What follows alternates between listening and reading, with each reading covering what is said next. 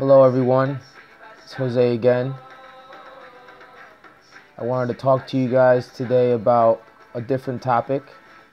I know I was supposed to talk to you about the next chakra, but something compelled me to make this video about how to handle people that rub you the wrong way, or as they say, haters. We all have them. It can be very challenging at times, especially because they believe what they believe and they want you to believe what they believe. And unfortunately, we're wired that way too. So a part of us wants to hate the fact that they don't believe what we believe. So it's a vicious circle, and it can be very bad for what you're trying to do for yourself and for the other individual if you let it get out of hand. So in those times of stress, it's very important that you take the high road. I know it's hard to take the high road, and you're going to feel it within you, something that wants to come out and just scream and yell and get upset. But remember, you're always being tested, especially now that we're awakening. Everything is to see whether you're ready for the next grade level of spirituality. So these moments are going to keep happening until one day there's nothing in you that sees the world different than who you are.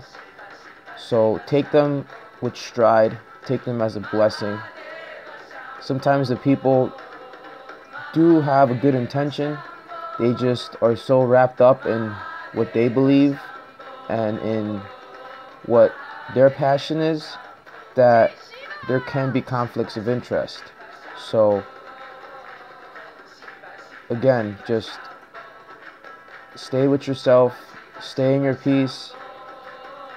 I know parents can be difficult because parents raised us and they want us to always listen to their wisdom. But even parents have things that they're not that great at, just like we have things that we're not that great at, which is why we need to all work together and make a unification of all the godly traits that are in the world. And we must drop all the things within us that aren't working, that are making us feel superior or entitled or self-righteous, because there's enough people out there that think that they are right. What we need out there now is people that want to build bridges, people that want to extend their hands out, even to the enemy. Just because you call them your enemy doesn't mean that they're your enemy, because there's going to come a point where you might need something from those people.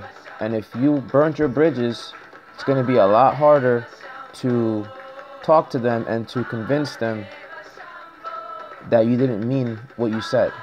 So be very careful how you talk. The power of the spoken word is powerful. So always give yourself seconds, 5 or 6 seconds before you're going to say something, and ask yourself, is what I'm going to say, is it going to bring me peace? Is it going to bring the person peace? Is it going to affect them in a way where I won't be able to make them feel much better at that point? Am I going to hurt them? I make mistakes just like anyone, and mistakes aren't the problem. It's when we don't do something about them that's the problem. So go out, make mistakes. It's okay. Nobody's perfect, but we have the ability to embody perfection if we take on the godly traits and become fluid like the present moment, and learn and evolve and grow. So I hope that helped. I'm gonna read a quick prayer.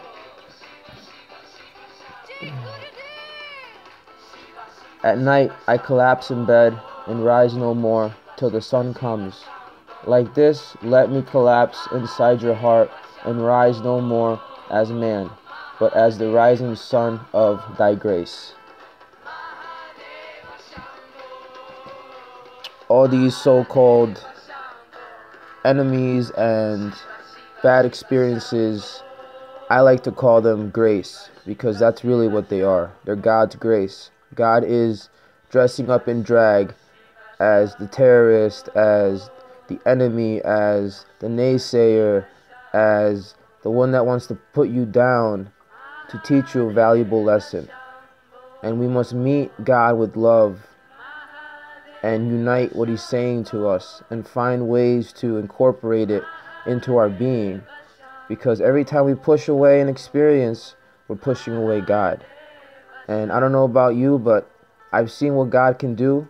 I don't want to push away God anymore. I want Him to keep shining His light into my life. Namaste. Have a great day.